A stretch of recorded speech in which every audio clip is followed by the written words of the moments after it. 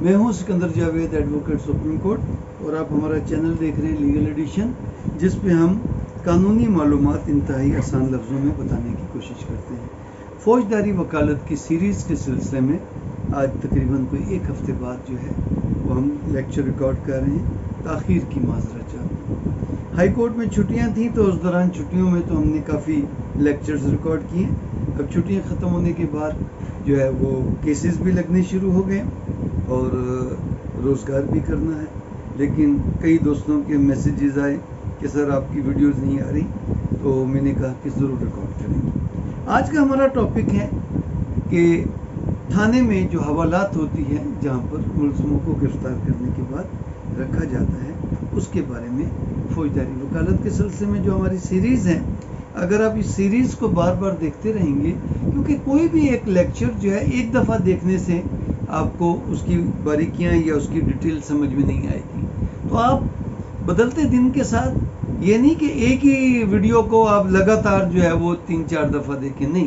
آپ ایک ویڈیو کو دیکھ لی، اس کے بعد اس کو ہفتے 10 دن کے بعد پھر اس ویڈیو کو دوبارہ دیکھیں گے، تو آپ اس دوران 10-12 دن میں جب اس کے بارے میں پڑھیں گے، سنیں گے، سوچیں گے، تو آپ کے ذہن کے کمپیوٹر میں وہ ٹاپک گھومتا رہے گا۔ 10 دن کے بعد جب اس کو دوبارہ دیکھیں گے، 10-12 دن کے بعد،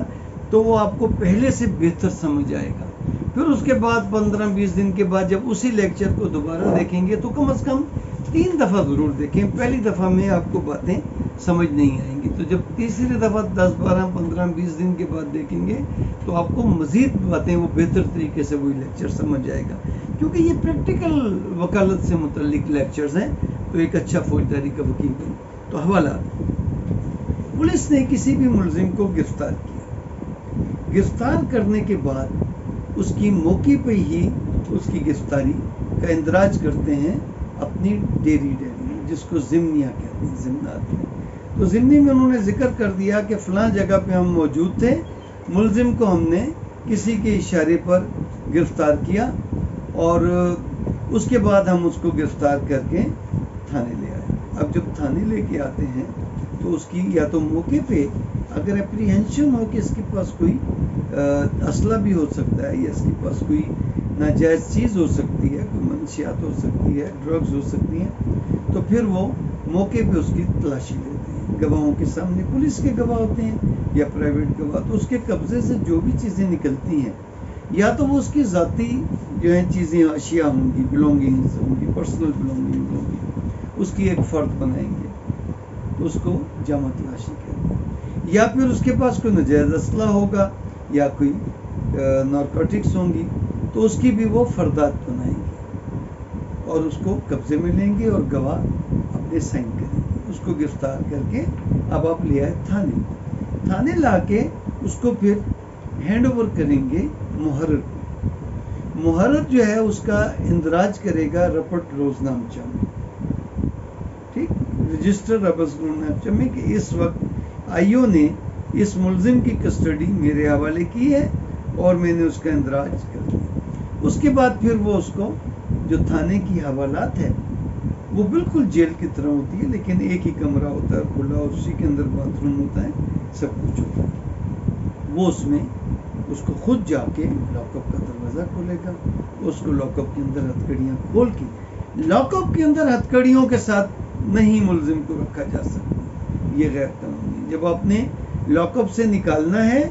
تو اس کو نکالنے سے پہلے اس کو ہتھکڑیاں احتیاطاً، کیونکہ ملزم ڈینجرس ہیں، تو اس کو لاک اپ کے اندر ہی ہتھکڑی لگاتے ہیں اور پھر اس کے بعد اس کو باہر نکالتے ہیں۔ لیکن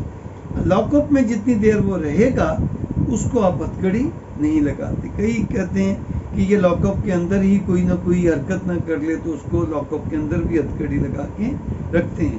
احتیاطی تدبیر، اس کے لیے پھر ان کو اپنے ہائی افسر سے اجازت لینی پڑتی ہے کہ جی لاک اپ کے اندر جو ہے پھر ایک پولیس والا بھی موجود ہوتا ہے پھر اس کے سر پہ، کہ اس نے باتھ روم جانا ہے، کچھ جانا ہے، تو وہ ایک بڑے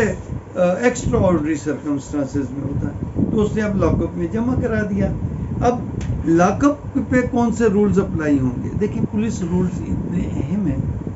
کہ فوجداری وکالت اگر آپ نے کرنی ہے تو آپ کو رول 23، 24، 25، 26، یہ 3 جو چیپٹرز ہیں نا، یہ بہت اہم ہیں۔ اب اس کی جو ڈیٹیل ہے یہ اب میرے سامنے پولیس رولز کھلے ہوئے ہیں، تو اس کے جو اب 22 چیپٹر جو ہے یہ ہے تھانے سے متعلق، اور اس کے بعد 24 چیپٹر ہے کہ پولیس کو اطلاع آپ جرم کی کیسے دیں گے، اور 25 چیپٹر موسٹ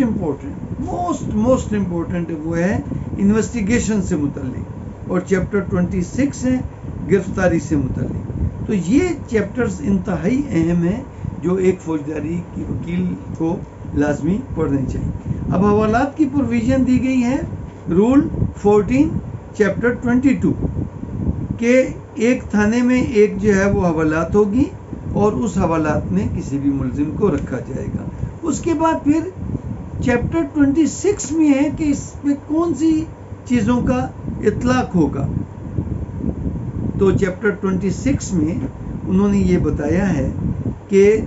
چیپٹر 26 رول 2 حوالات، پھر انہوں نے اس میں پوری ڈیٹیل سے بتایا ہے کہ حوالات میں رکھنے کا طریقہ کیا ہوگا، اس پہ ملاقات کرنے کے جو لوگ اس رشتہ دار، قریبی رشتہ دار، ماں ہے، بھائی ہے، والد ہے، وہ آئیں گے، اس کا اندراج ہوگا، روزنامچہ رجسٹر میں ٹائم نوٹ ہوگا، اور اس کی ملاقات، اور اس کو گھر سے کھانا لانے کی بھی اجازت دی جائے گی، لیکن اس کا کھانا پہلے چیک کریں گے۔ اب اس میں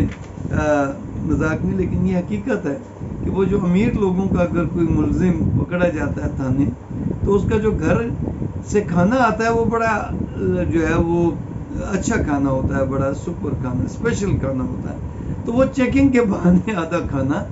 انویسٹیگیٹنگ افسر صاحبان اور محرر صاحبان نکال لیتے ہیں اور وہ خود کھاتے ہیں۔ پھل میں سے بھی وہ اپنا، اس کو کہتے ہیں جگہ ٹیکس مذاق میں، لیکن یہ حقیقت ہے کہ جو امیر لوگوں کے گھروں سے کھانا ملزمان کا آتا ہے وہ چیکنگ کے بہانے، لیکن وہ چیک ہوتا ہے۔ اب چیک کیوں ہوتا ہے؟ کہ اس میں کسی نے کوئی زہر نہ ملا دیا ہو، کوئی منشیات نہ بھیج دی ہوں، ڈرگز نہ بھیج دی ہوں اس بہانے، تو ملزم کو نقصان نہ پہنچے۔ کیوں؟ کہ گرفتاری کے بعد ملزم اب سرکار کی کسٹڈی میں ہے، اس کو خراش بھی آئے گی تو سرکار کو بتانا پڑے گا کہ یہ کیسے زخمی ہو گیا،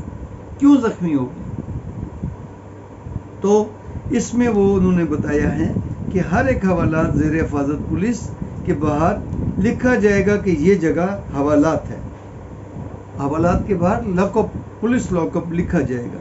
حوالات کا دروازہ صرف اس وقت کھولا جائے گا جب گارڈ کا کمان جیسے آئی او یا ایس ایچ او جو ہے وہ حکم دے گا، اور کوئی نہیں، ہر کسی کے کہنے پہ نہیں کھلے گا۔ اور وہ جو آپ کا جو ہے محرر ہے تھانے کا، وہ بھی اپنی مرضی سے نہیں کھول سکتا، یا تفتیشی کا یہ رائٹ ہے یا ایس ایچ او کا یہ رائٹ ہے کہ وہ فوراً اطلاع، اگر کریں وہ زخمی ہو گیا تو فوراً اس کو اطلاع دی جائے گی ایس ایچ او کو کہ جناب ملزم بیمار ہو گیا، یا اس نے خودکشی کر لیا، یا وہ زخمی ہو گیا ہے، اس نے خود کو زخمی کر لیا ہے، ایمرجنسی ہے، فوراً پہنچو۔ اور اگر ایمرجنسی اتنی نوعیت کی ہے تو پھر جو بھی پولیس افسر، سینئر پولیس افسر جو ہے تھانے میں موجود ہوگا، وہ اس کی وائرلیس پہ، اول تو وائرلیس پہ ہر وقت ایس ایچ او سے رابطہ ہوتا ہے، وہ فون پہ بھی رابطہ دے سکتا ہے، فوراً خود بھی پہنچ سکتا ہے۔ اور اس کے بعد ہتھ کڑی لگانے کے اختیارات ہیں، اس کو بستر دیا جائے گا، اگر وہ کھانے پینے کے قابل نہیں ہے تو اس کا علاج بھی تھانے والے سرکاری خرچے پہ کرائیں گے۔ اس کے بعد کھانے کا پیسہ نہیں ہے، کوئی اس کی پیروی کو نہیں آ رہا تو کھانا بھی سرکار دے گی۔ تو یہ تمام، اور وہ تمام جو رولز ہیں جو ایک قیدیوں پہ یا ایک جو جیل میں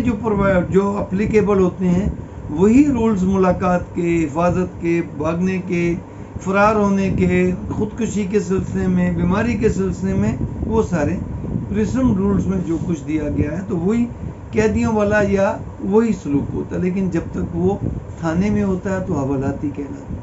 اور وہ جیل میں بھی جب تک انڈر ٹرائل پرزنرز کہلاتا ہے تو اس کو حوالاتی کہتے ہیں۔ حوالات جب وہ سزا ہو جاتی ہے تو پھر اس کو قیدی کہتے ہیں، کنوکٹڈ اور انڈر ٹرائل پرزنرز۔ لیکن جب تک وہ تھانے میں ہوتا ہے تو اس کو تھانے کے حوالات کہتے ہیں۔ تو یہ تو حوالات سے متعلق ہمارا لیکچر ہو۔ آپ کو کیسا لگا؟ اپنے سوالات بھیجیں۔ آپ بھی اگر کسی لیکچرز کی جو سیریز چل رہی ہے اس کے سوالات اور کے سلسلے میں کو پوچھنا چاہیں، آپ کوئی اپنی کیس سے متعلق مشورہ کرنا چاہیں، تو ہم نے ہمارا جو فون نمبر ہے وہ ڈسکرپشن میں لکھا ہوا ہے،